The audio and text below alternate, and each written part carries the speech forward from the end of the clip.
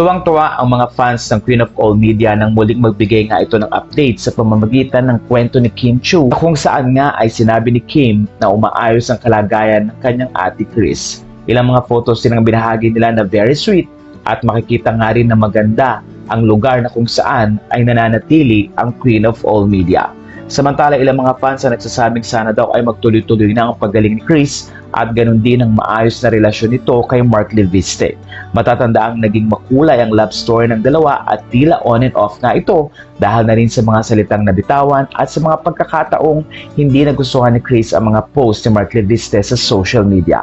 Pero ang maganda kay Mark ay hindi ito sumusuko at very consistent nga pagdating sa kanyang panliligaw at panunuyo kay Kris Aquino, gaano man kalayo ito from Philippines to Los Angeles, California.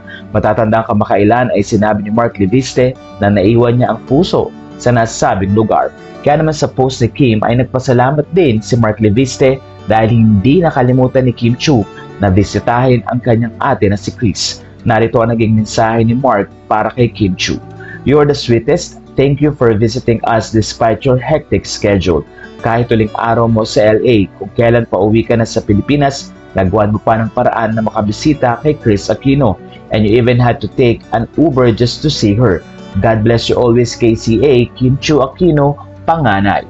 Sa puntong ito ay natuwa ang mga netizen dahil na rin sa message na ito ni Mark Leviste at makikita nga kung gaano siya ka-concern talaga sa mga Aquino, lalo na kay Kris.